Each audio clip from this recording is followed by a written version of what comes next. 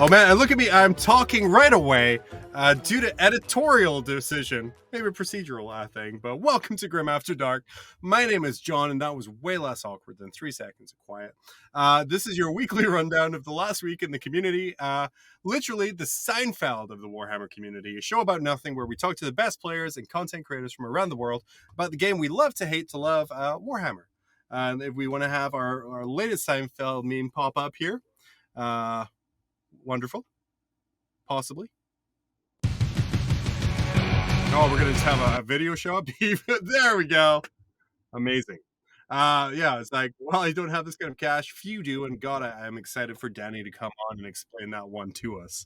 I really hope we don't run out of Seinfeld memes, by the way. Otherwise, it's just a bit that's consigned to the bit graveyard of the style guide.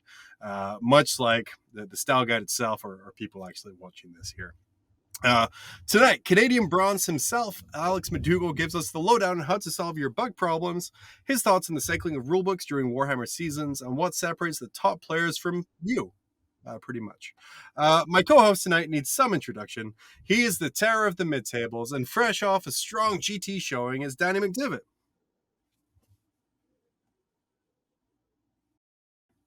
So, God, these training are so good. Man, that is that's a slow zoom, John.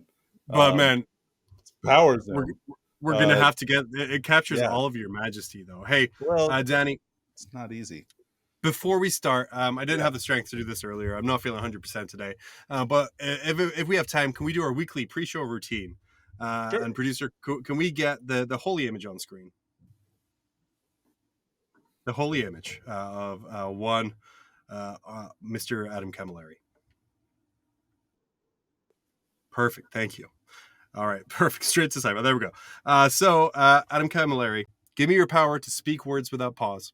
Help me to always ramble through my illnesses and awkward pauses so that I can provide at least 60 minutes of content weekly. May your ability to stream for 72 consecutive hours from a dive bar in the Cancun empower me each and every day. And Adam Camilleri, we trust.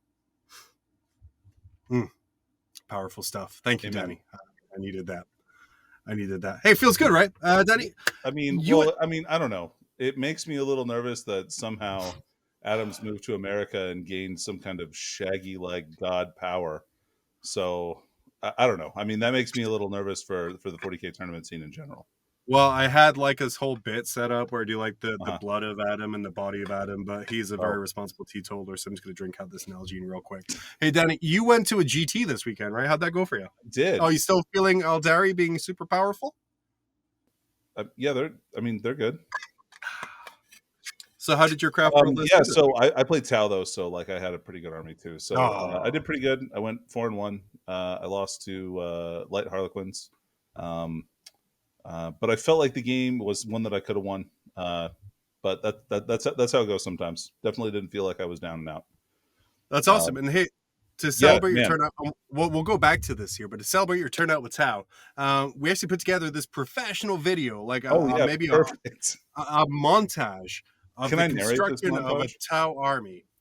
Please narrate this montage as we go. There is music, but no words over there. So go ahead and narrate this. All right, so here's the Wednesday before the tournament.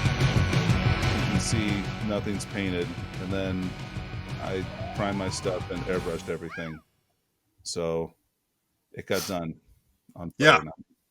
Beautiful. A lesson here, of course, is iMovie is a powerful free tool, and the way to do an army is just do it, pretty much. But Daddy, you had some more stuff to kind of go on about that GT that you went to. Yeah. Had a great time. Also, if you have a chance and you're in the Spokane area, you should definitely check out Gamers Haven.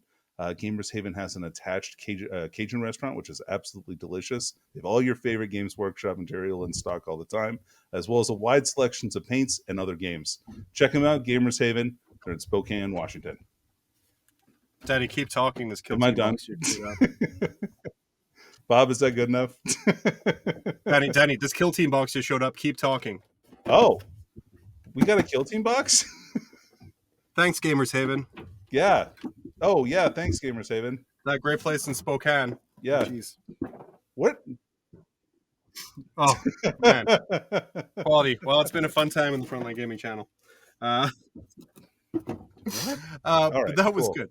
Cool. Yeah. Moving on. to regular bad jokes that are planned in ahead of times. For those of you who Um, couldn't see John at home, he picked up some boxes off screen and held them in his arms. So yeah, if you listen to from the podcast version, I'll let you know what's happening. Oh, oh let yeah, me just, as a rewind here, yeah. Rewind to there that was Seinfeld also a one. picture previously of Adam Camilleri with visible aura beams emanating from his body. And then before that, there was a Seinfeld meme that was a riff on the episode The Seven. Um, which I mean, I could put the meme in context, but Oh, really, Elaine strains her neck at one point trying to get a bike down from the wall in an anniversary store, and Kramer gives her claims to give her like some shiatsu massage, but like in exchange for the bike, but then like it's not really good massage because her neck is even worse the next day. So they take it to Newman as kind of a judge. Newman kind of says, well, he's going to Solomon it, go cut it right in half, one for each of them. And then what happens is Elaine's like, fine, just like have the bike, Kramer.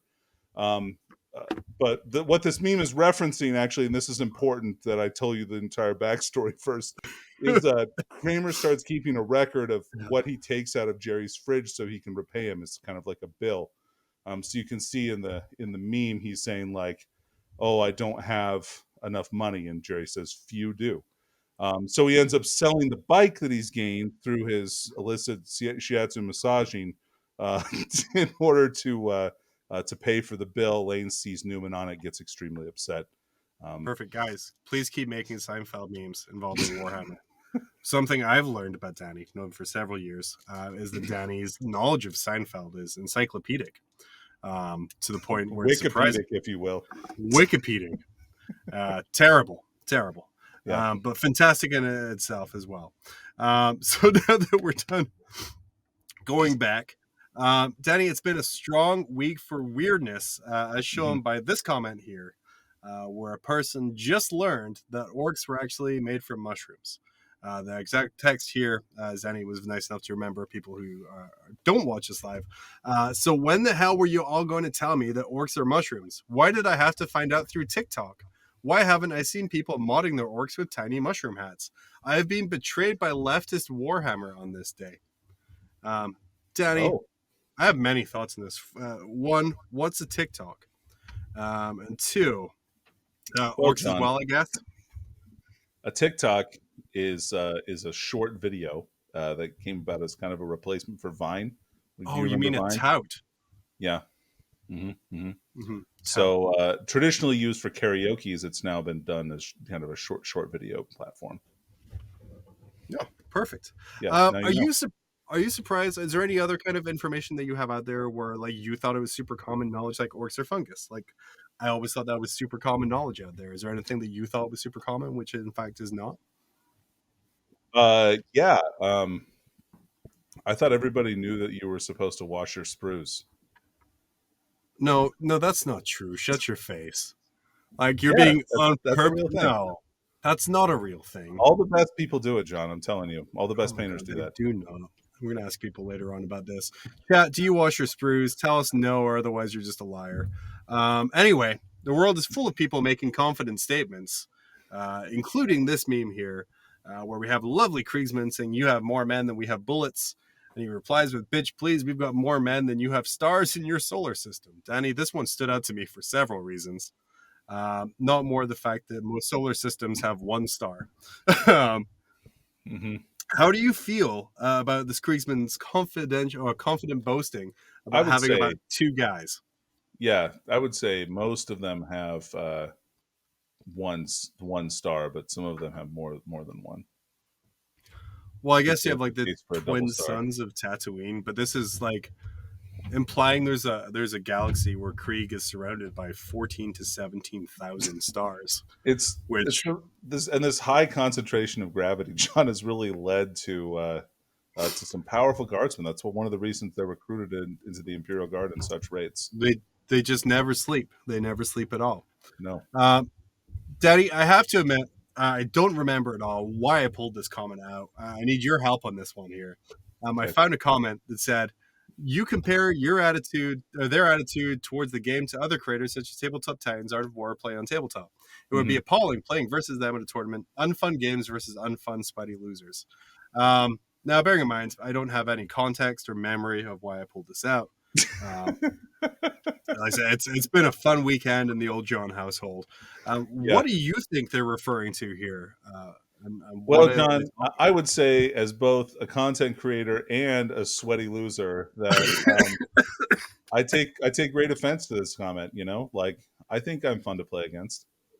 That's fair. Occasionally, well, all right, hold on. Sometimes that's not all the time, but most of the time, I think I'm pretty fun to play against. When do you think you've been your most unfun to play against? Oh yeah, I know totally the answer to this. There's this one guy I always get into an argument with every single time we play, and it becomes extremely contentious and salty. Like every time I show up to the table for no reason, but we're like really good friends. Oh, So Tim. like it's the most bizarre situation. So like tournaments just never paired us out against each other like forever.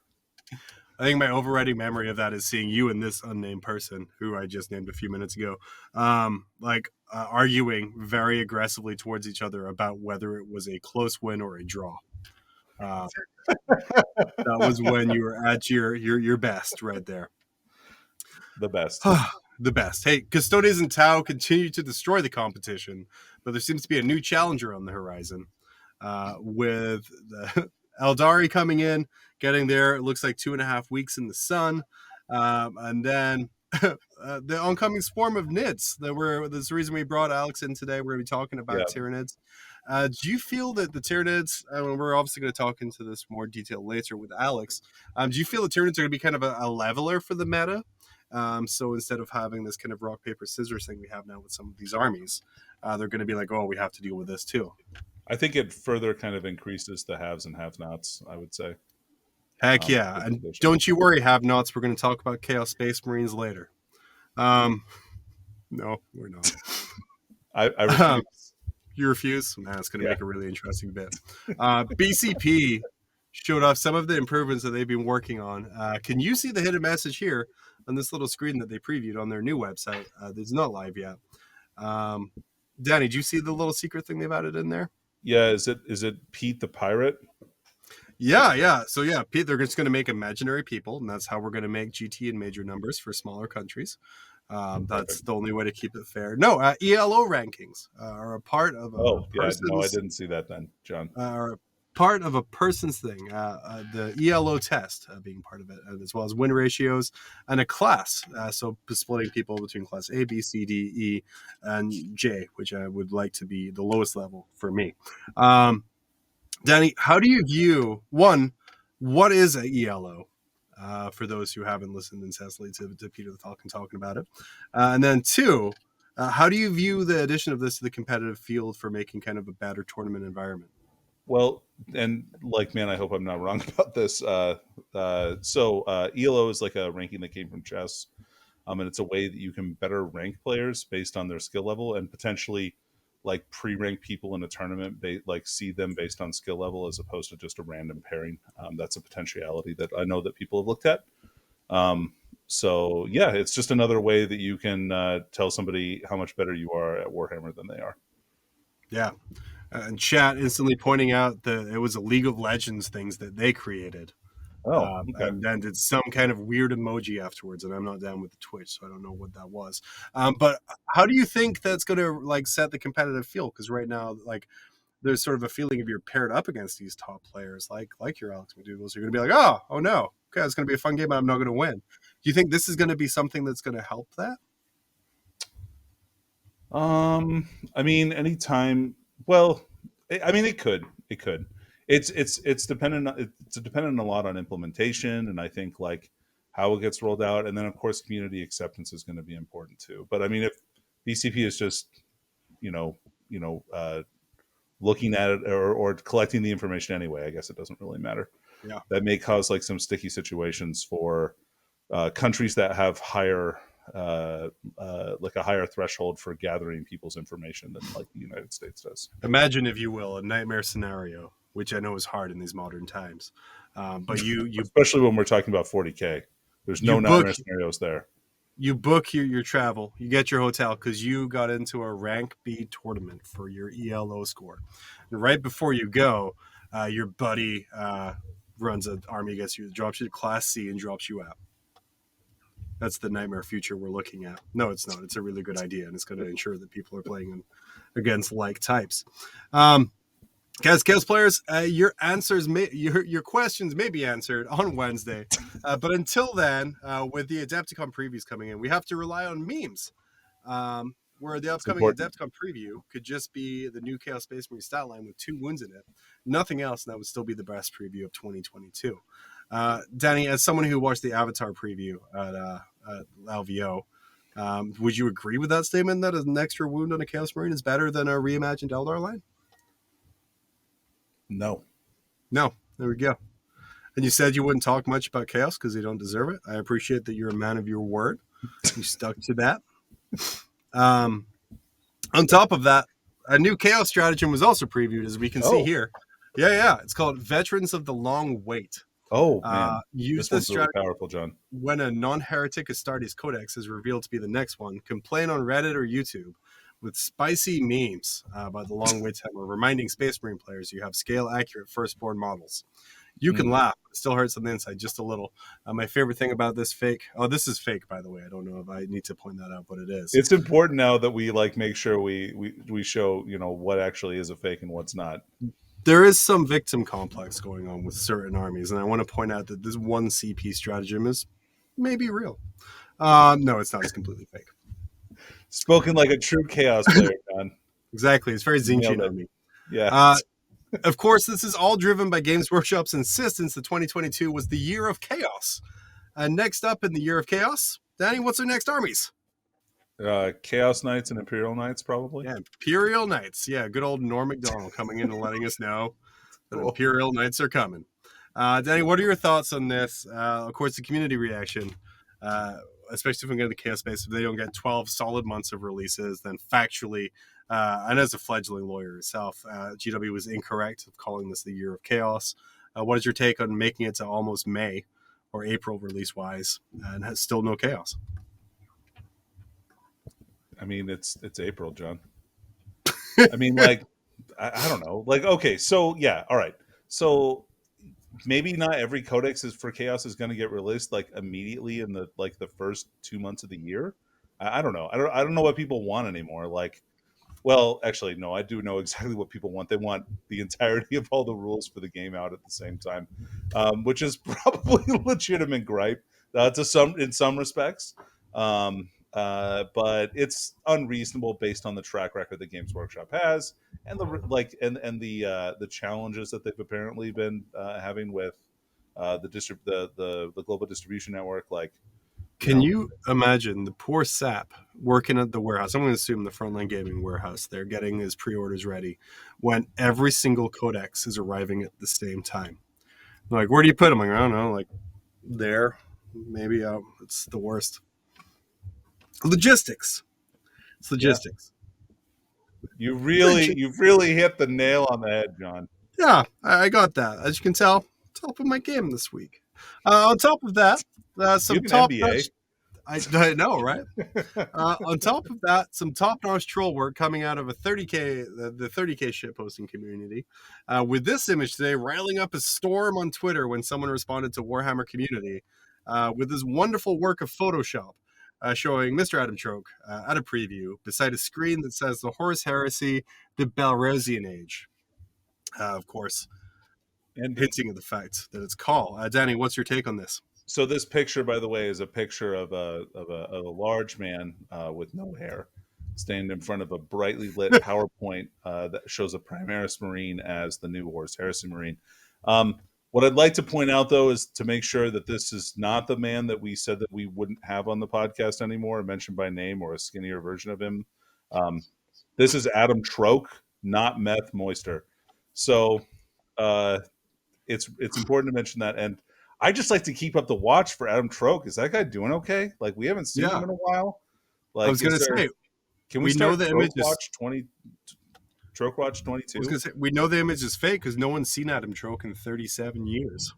Yeah, And that's like Exactly. a real thing. Yeah, Meth is actually being like a stand-in for Adam this entire time. So like just all kinds of Warhammer community things are like, I need a bald guy with a beard. Yep. Go. And then yeah, we got it there. Perfect.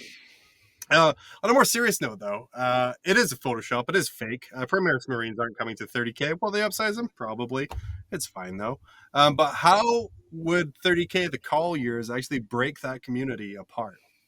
Like, what would be your opinion of what would happen if that was true? Good.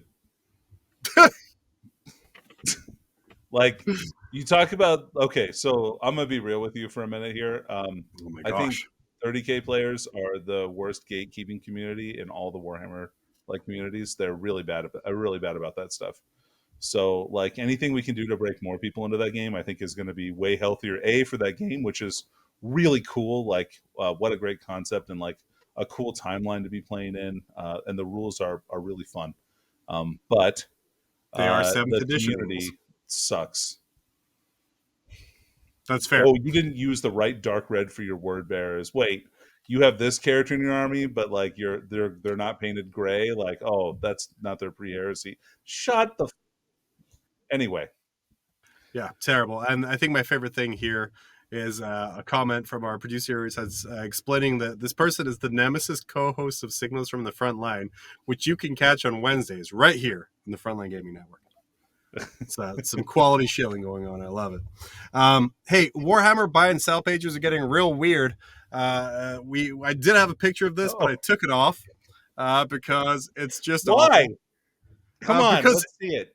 no, okay, so someone posted a picture of a bunch of live possums that they were trying to sell on a Warhammer buy, sell, and trade page, with the little thing afterwards that said, "They need this. They will die tonight if they're not taken," which I thought was it was a little Cool. bit of a serious thing.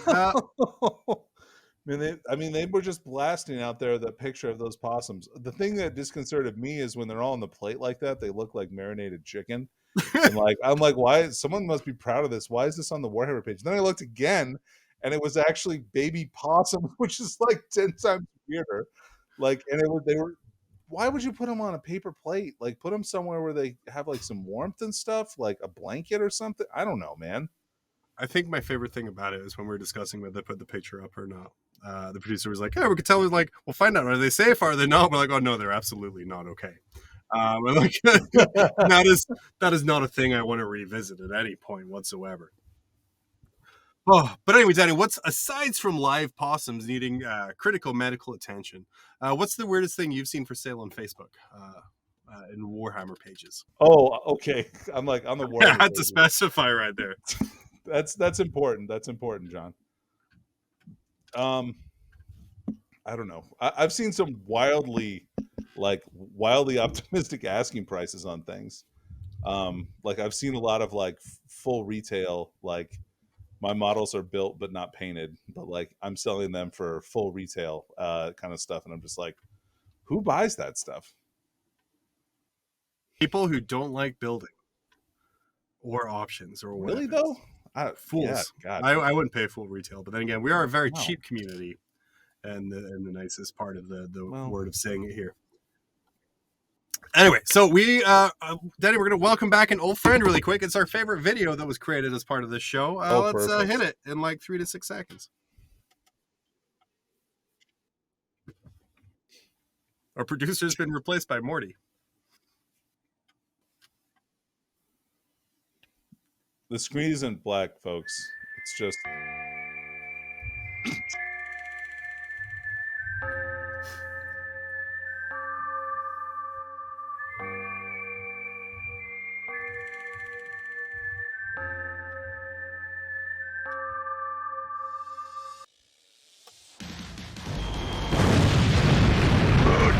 BAO. It's in the game. Wait.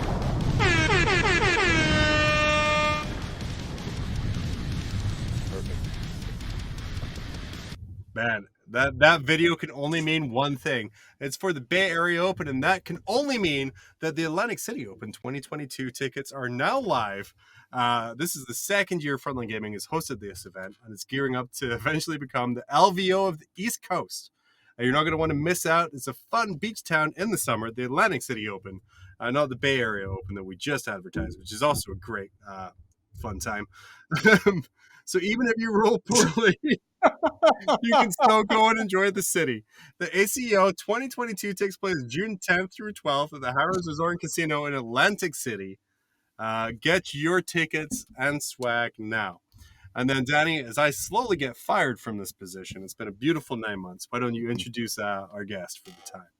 Well, yeah, and I would love to do that. First, I'd just like to remind people that these two tournaments aren't close to each other. So, like, you can't just buy tickets for both and, like, be able to drive from one to the other unless you like, 30, 40-hour drive or whatever. I don't know how long it takes to drive across the U.S., but they're, like, literally on the opposite side of the country.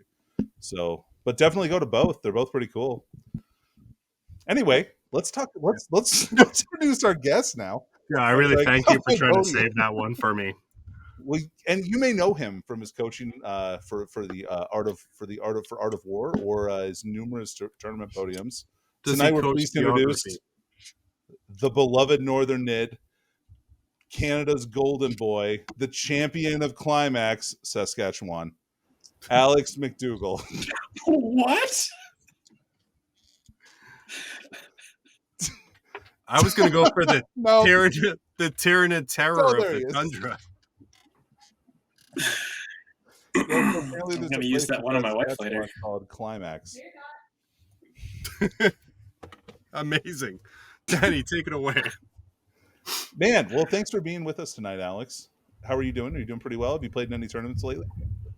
Yeah, I had a 20-player RTT just a little while ago. Yeah? Yeah, it was a good time.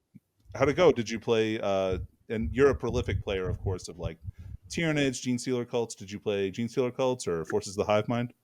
I played a mild change to my LVO list. I was pretty lazy about it. Fair enough. But most importantly,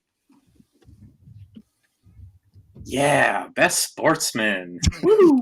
Heck yeah, that's awesome, man. Sir, those awards are reserved for people who can't play the game. And the fact that you're winning tournaments and best sportsman just seems unfair at this point.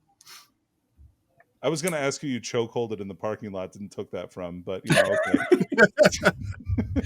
Yeah, I'm the nicest. No, in Canada, you would just have to ask for it. The dude who won it would definitely just give it to you. Oh, you're right. I probably shouldn't have won this. Here you go.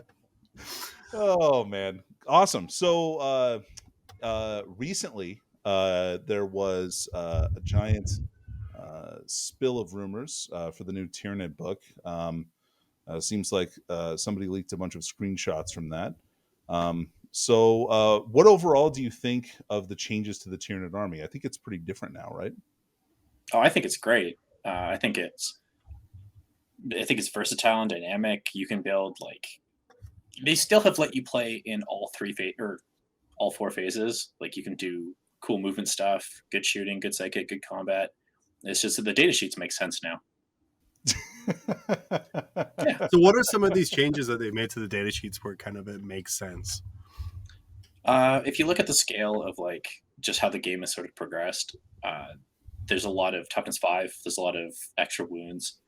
Like if Marines are 2 wounds and you compare them to the size of a Tyrant Guard that's 4 times as thick, why is that 1 more wound? So they've increased in toughness and durability. So they're kind of just matching, how they should feel, I suppose. Yeah, absolutely. And then just real quick, Captain Andrew, Tyranids probably do have relic pistols. The joke was cut this week due to my inability to be funny.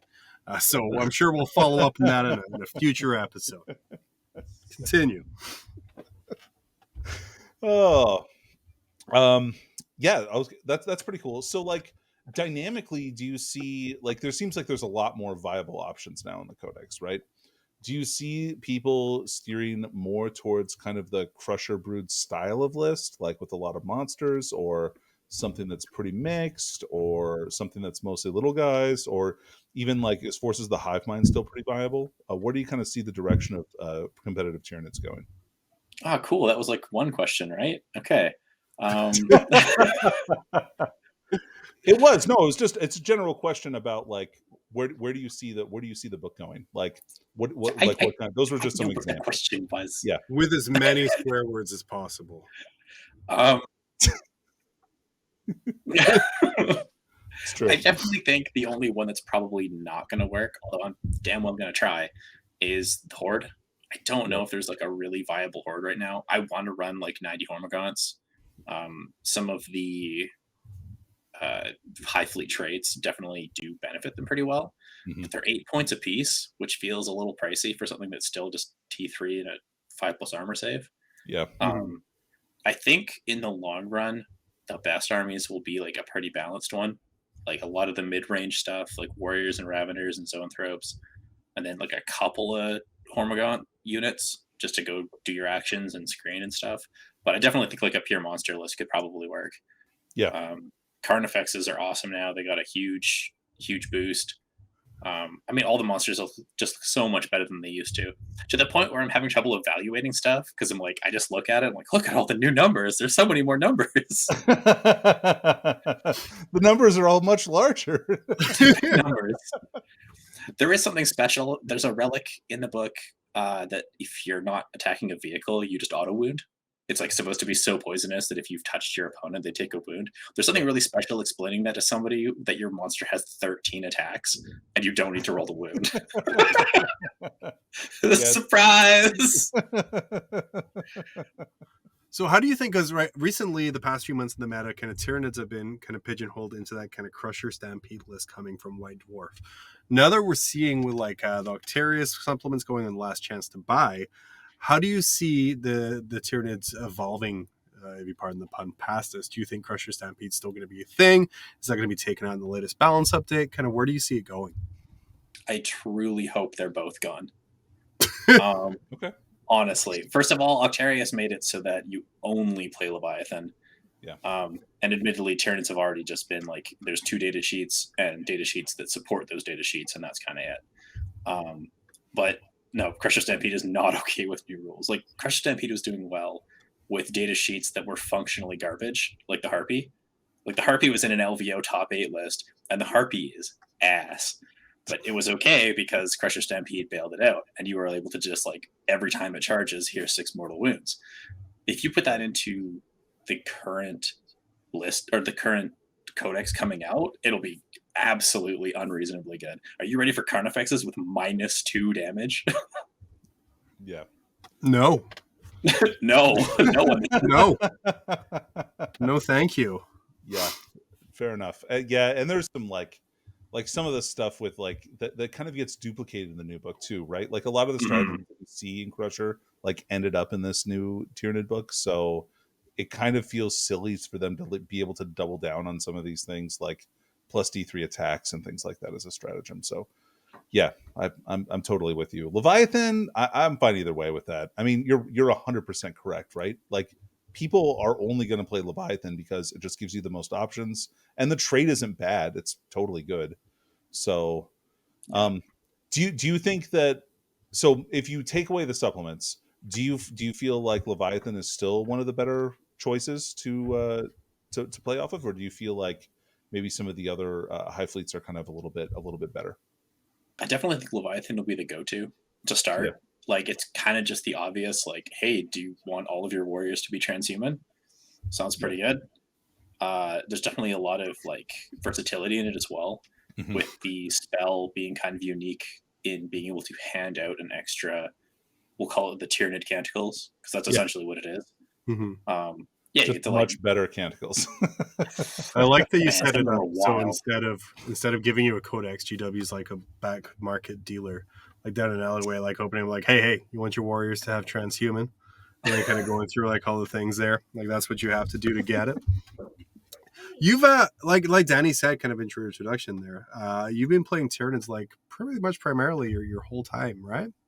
Or was there kind of like another army that you dabbled in before settling down? I also played a pretty good amount of Eldar as well, and all versions of that. When I first started playing, I was like a child, so I picked the monsters that I thought were cool. I played StarCraft, so I decided that Zerg and Tyranids were the choice for me. And then, after a while, I was like, I kind of want a second army, and I played with Eldar for a bit. And over time, I've played most of the armies in the game, but I always kept going back to Tyranids. And what is Nothing it else that plays draws like you? them. What draws you back to that? Because it is a very unique sort of play style in the game compared to the other armies. Is it that, or is there other things in there? There's definitely some other factors. Like I like how they look. I like the lore. I like just I don't know. I don't want to play a sci-fi game and then be like, I want to play humans. I am human. That's boring. We're in a sci-fi universe. Expand your horizons. And that's Guys, right, we Space have Marine scoop- players. Y'all scoop are number- boring. Scoop number one from this: Alex is human. Like we Yeah. wanted to ask. There's no polite way to ask that. So thank you for confirmed. A network first. Network first. Yeah. Confirmed. Alex is a No person. religious people here. Definitely not. Yeah. But no, it's a big part of it is the playstyle too. I like fast armies and I like combat armies, and that's kind of what they've always been like. The underlying, like they can kind of do it all, but they do mostly. They are a combat army, and that's where I've always enjoyed the best. Had the best enjoyment in the game. I like that chat saying that's exactly what a robot would say to convince us he's human. But joke's on you. I've seen him do a captcha before. So he can't be a robot. He nailed every single school bus. It was great, guys. In real life, too. Kid on it. So what are some kind of things that you're known for? Because I think, and you can correct me when I'm completely wrong and this is some kind of weird fever dream.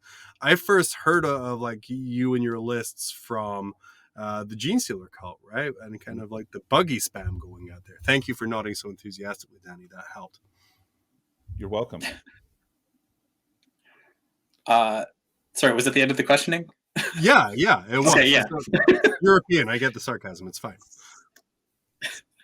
I think the first list that ever got anyone to really notice me was the Double Kraken Gene Stealer list. That was probably the very first one, but that was very early on into 8th, and I don't think a ton of people were really paying attention to anyone that wasn't like already sort of like a household name. And then after that, it was definitely the buggy spam because it was weird, and I think it was like the worst that Tyranids had ever been. So anyone getting success with it was kind of like surprising. Yeah. And then of course I had the pleasure of playing Malik round 1 at LVO. And I think that's what really caught people's attention because people were like, oh, Malik and Manny, they're going to come in and they're going to do really well. And they're going to make the top 8 at LVO. And then Malik gets dumped out round 1. And they're like, what is this list that beat this Imperial Fist garbage? Because that list was egregious at the time. Yeah. How did that feel? And like, Danny, I'm sorry I keep jumping in on you here, but like we talked about it earlier, some of the points of you're going to LVO, you're relatively unknown at this point here. And you're going up against someone who's very kind of well-known within their circle here of the UK community. Malik, of course, is still a great player. To come in and kind of just win that game, like how did that feel for you at the time? Oh, it was great. I mean, I think some people, so people didn't know who I was as much, but I knew where I stood as far as skill is concerned. Like, sure, I haven't played Malik, but I've been to Charity Hammer twice. I've got 3 games against Manavati. I've got 3 games against Lenin. Like, I know that I can handle myself against anyone. So there wasn't like oh, he's the celebrity. It was just like, okay, let's play the game and see how it goes. I want to see that being part of your pregame ritual now, by the way, is just fanboying out over your opponent, regardless of who they are. And be like, only oh, done that once. Sam, can you sign this for me? Can you sign this for me, Sam? I want you, and they'll be like, "What are you talking about right now?" And just real pregame getting that. Who do you fanboy over? Who does Alex Macdougall fanboy over? The one time I ever really fanboyed over it was Jeff Robinson. Sorry, Sam. That's surprising because our producer has been saying in my ear this entire time his name over and over and over again. He just keeps whispering. It's really weird. buddy, your bill plate's done. It's kind of a husky sounding whisper too. It's like it's very disconcerting. What was it like kind of growing in reputation? Like kind of going for like, of course, you know, you're like what did you call him again? Like the Saskatchewan Terror or something, or like no, that was Climax Saskatchewan. Oh, okay, yeah. But again, from this small town Canada person. We're going to just pretend it's like a village of seven houses. That's pretty It's close. population 149. Population 149. Yeah. Well, It looks that's it up. real. They're real big houses. We can both be right. You don't have to correct me all the time. I'm kidding. Okay. You do. I'm absolutely wrong. Kind of starting to get that notoriety and starting to get people to notice you in this game. Was that like a weird transition for you? Yeah, I think it was. Because I think it happened kind of quickly. Like, it's not like I changed what I was doing. I was just attending the events and honestly still having like pretty consistent results the entire time. I guess it was just repetition. And I think a part of it was also, I think it was being so loyal to Tyranids. So it built up a reputation within like, oh, this person only plays this. And then it was kind of like the worse Tyranids got, the more people paid attention to me. It's like, because there was times like where I would win like a GT, like our standard like 30-player GT, and it was news. Oh, somebody did it. Like, ignore the meta. It's fine. I won. That's the important part, right? Tyranids are winning over here. See, nothing's broken. You guys are Yeah, just it's wrong. fine. Yeah, The key thing to everything- remember is even when Tyranids were barely winning anything, they still had to nerf the Dumacaran twice. It's because it's a gorgeous model. And true story, it's my favorite model in the Forge World range, like entirely. And they probably just didn't want to print or make any more. So they were like, yeah, nerf it a bunch. It's fine. I think it's funny you think people were actually purchasing from Forge World. Harsh. Oh, man. As long as Tyler edits out the part where I said print. Then, as the guy who owns 2 Forge World ones, ouch, my feelings. Is your other kidney lonely? Not after Wednesday. It won't be after the GW preview with the Primaris Marines and Heresy. I'm going to buy all of those ones. Make sure everyone knows what a great game system it is. I just want to make sure I understand. They're going to get you another kidney, or what's happening there? It's my call like Belisarian furnace, right? That's another organ I got given. GW sells you your organs back. Okay. Yeah, I see now. that's fair. That's good. The Tyranid range has some giant, huge monsters. Like I said, I love the Dumacaran. It's a beautiful model. There's a lot going on of it. What are some of your favorite models in that range? What drew you to them? Oh man, Death Leaper is definitely a favorite of mine. He's really cool. And again, I love the lore. There's like a story in one of the older books of him like hunting Commander for like weeks until he just kills himself. He's like so terrified he just offs himself. Like, oh, it's so awesome. I like the Toxicrene, even though it's unplayable on the board. And I don't mean by the rules. Like, the rules for it are good now. I just mean, how are you ever going to move that thing? I'm not modeling for advantage. I'm modeling just to move it across a corridor. Yeah, mine isn't within arm's reach. I was painting it. But yeah, it's like 11 inches wide. Yeah, did he make it into your list now? I was going to run him. I mean, honestly, at this point, I feel like you can just kind of throw stuff at the wall and make a pretty feasible list. I think there's a couple of like core units that you're going to want in everything. Right. But around that core, I think you can just be like, okay, like Haruspex is out, Toxicrene is in. Yeah. Swap the Toxicrene out for 2 Carnifexes or whatever. Like, doesn't really matter. It just works. Yeah, I think it's going to be a lot. It's going to feel like that for quite a bit. Okay, fair enough. So what are these core ingredients that we're building Tyranid lists around? You mentioned kind of you're swapping out little parts here and there. What are the core things people should be like ordering ASAP before they go out of stock for months? Warriors are definitely the core of the army now, like for your troop choice. Yeah. I think they went a little too far in the wrong direction with Termagants. I think Termagants are just kind of bad now. There's 7 points of base, and they didn't really get anything. Like Termagants were not great because they were good. They were great because they had a completely broken stratagem on a gun that was too good. That we take that away, they're not really that important. Hormagaunts, I'll find some way to work with them. And Gargoyles, again, are just like, they're not great, but they're action monkeys. They're fast. But Warriors, I think, are going to be in the core of like every single list, like 20 to 25 every list. They shoot. Their combat is absurd if you kit it out right. Like, that might be one of the very first things where GW might want to take a look at that. Like, I told people when Drukhari were busted, when Admech was busted, if Tyranids are busted, I'll tell you right away. I've put Tyranid warriors into just about anything and it dies. And it's pretty crazy for a 25-point core troop. It holds objectives. And the other one is there's definitely a big psychic presence that's going to be really important. The Maliceptor, Neurothrope, and Zoanthrope all in unison can put out a ridiculous number of mortal wounds. Let's say, what's the craziest thing you put the Tyranid warriors into that you were surprised, like, oh, those did that, huh? Oh, it was like the minus. I can't remember all the buffs that were on them, but it was like a full 4 stack of crisis suits with the 1+ or 2+ armor save and feel no pain and the injectors and drones, and they just picked the entire unit up. And I only put 6 of the 9 units into them, or 6 of the 9 warriors into them. Wow. Gross. Yeah. Yeah. There's some pretty interesting combinations of strats and things for the warriors. Do any of them really strike your fancy as being like exceptionally powerful, or maybe the synaptic imperatives or whatever they're called? The canicles, the nid canicles, the song of the nids, the tentacles. I know. I'd like to just sit there in silence and watch you struggle when you were right the first time. Yeah, you nailed it. Yeah, no, the synaptic imperatives are great. You can have that one turn from the Zoanthropes where everything in your army has a 5+ invulnerable save as long as it's within synapse. You have 20 warriors on the board. Everyone's in synapse. The warriors themselves, when you go to their synaptic, they have exploding 6s in combat.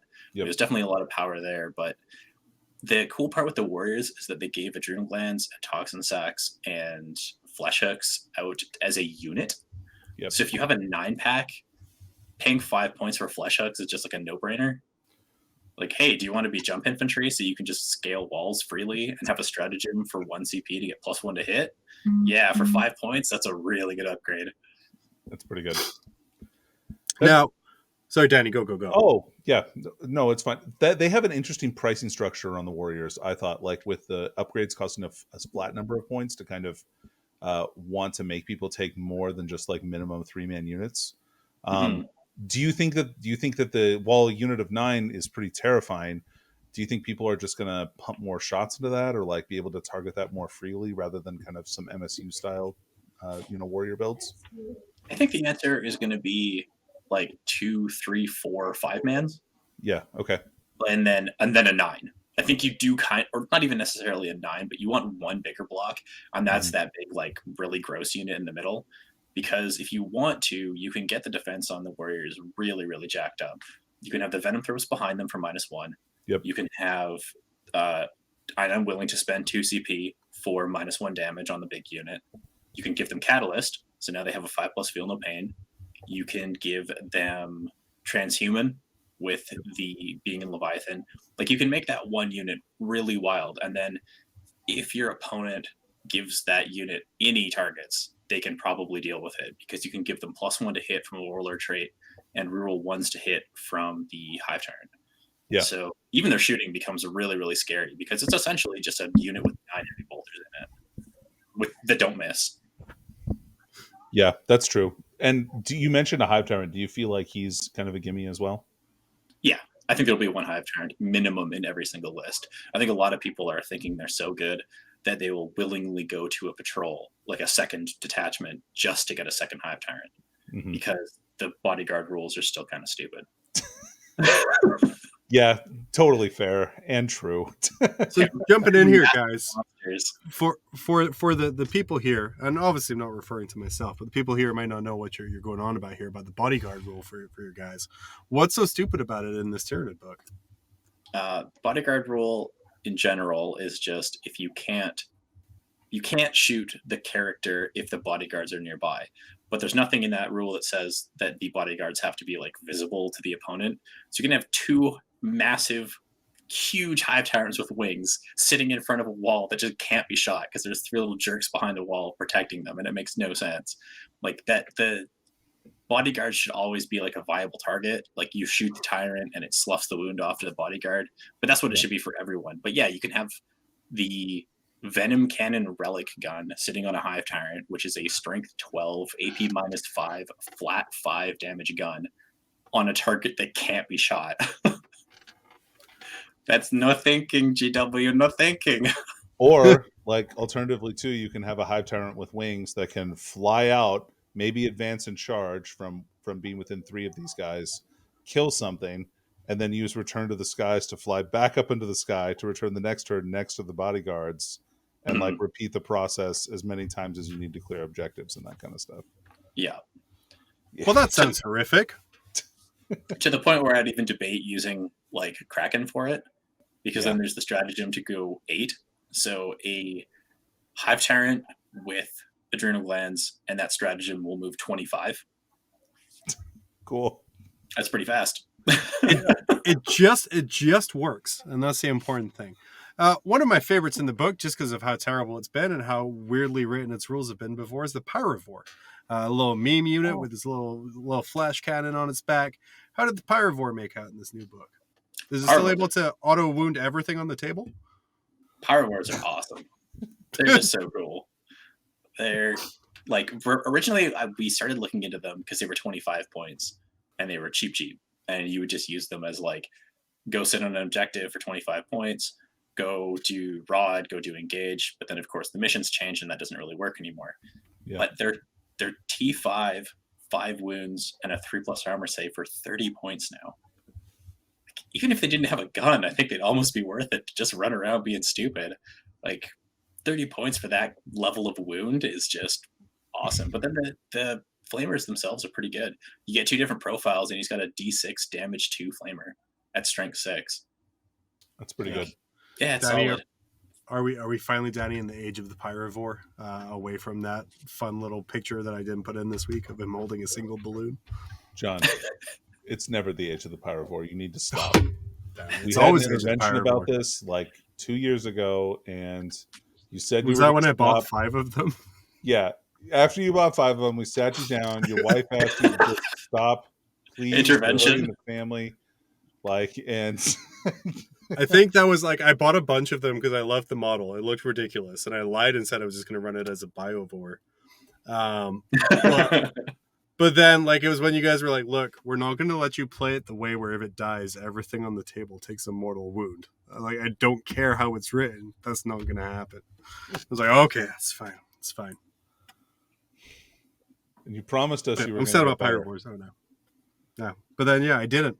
Suck You it. did. What you going to do? Ask questions. Oh yeah. So if it's not the year of the Pyrovore, which it's not,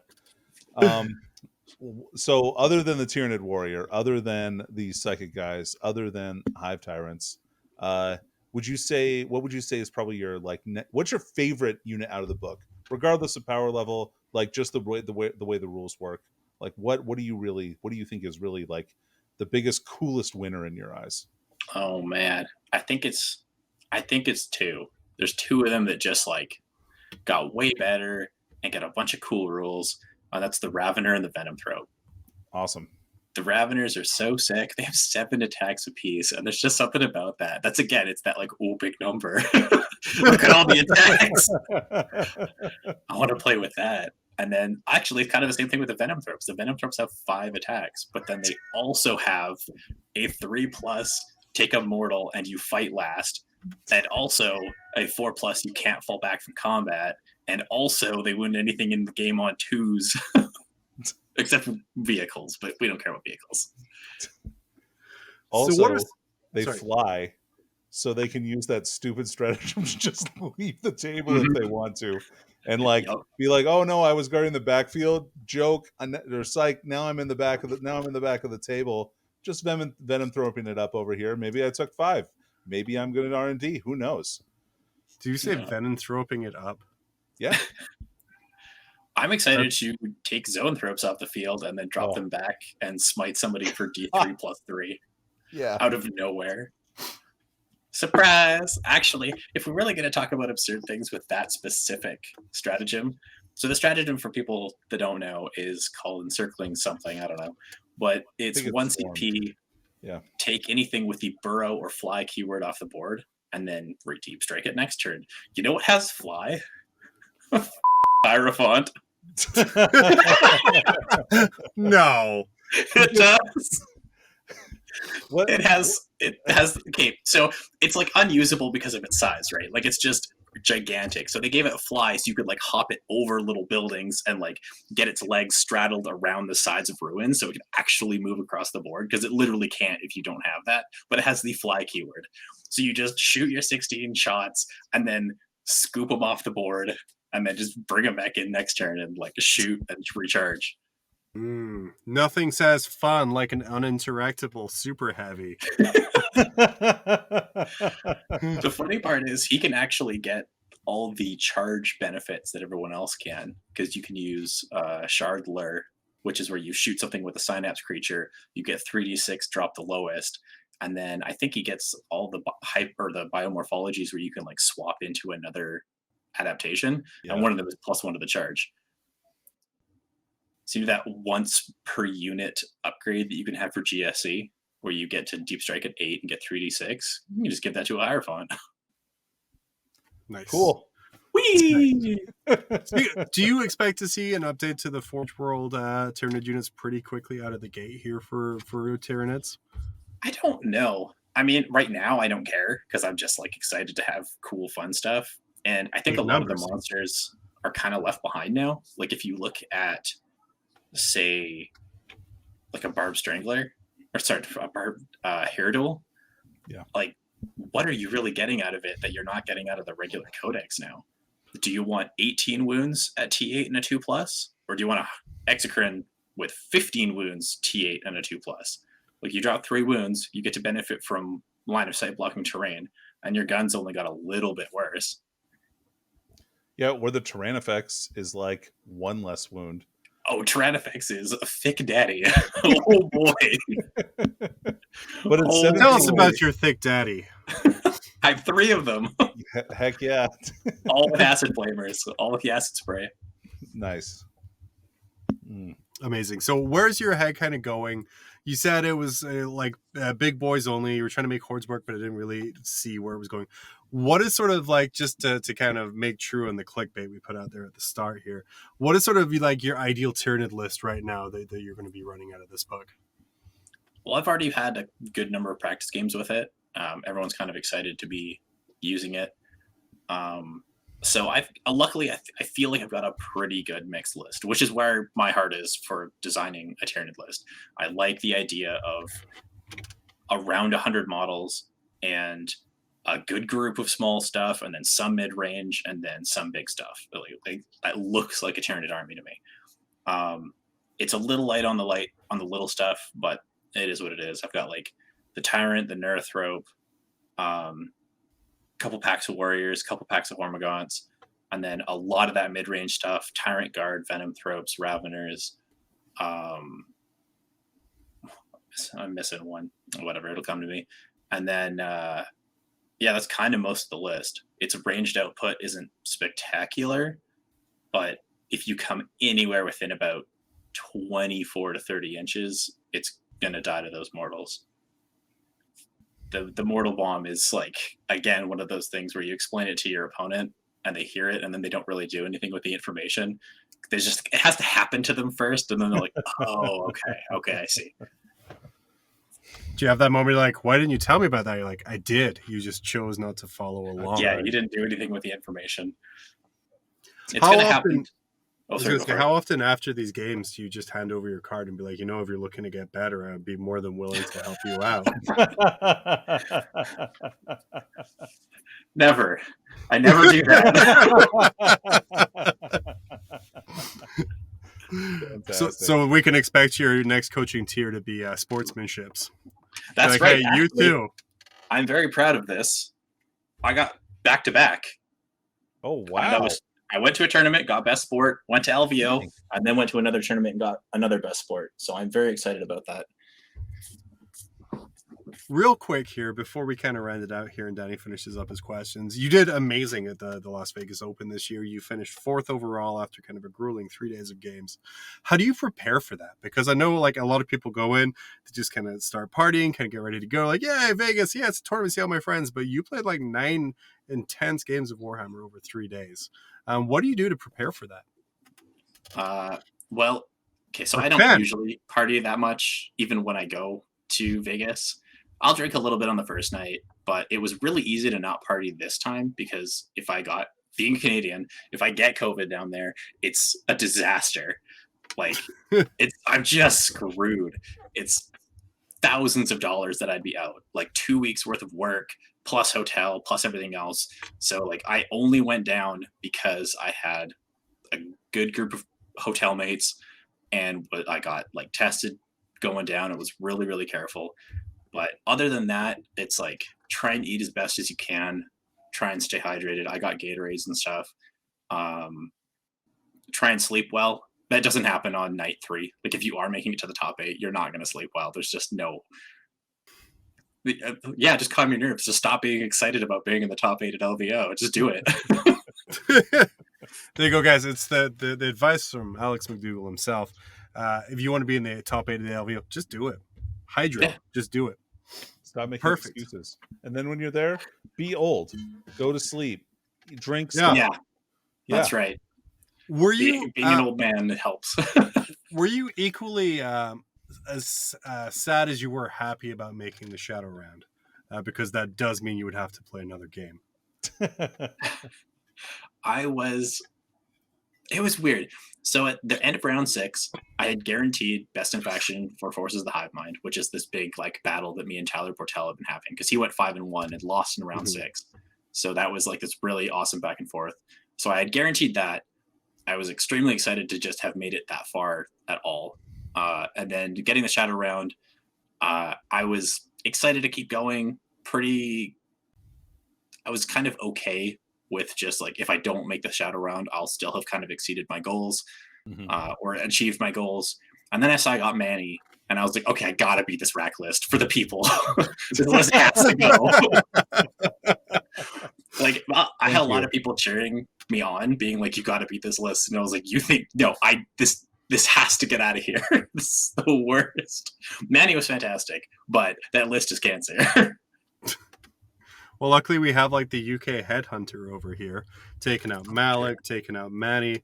If you're a top player from the UK, avoid Alex. Alex, that's the only advice we can really give here. Protector of North America, I think it probably fits pretty well.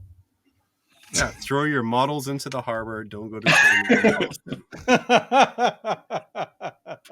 It's a little thing that I wouldn't joke with Lanx. I don't understand history very well, but I'm glad it did. Danny, before we wrap this up, let our producer go back to his build plate. Let Alex go about his way. What else do you have here for Alex?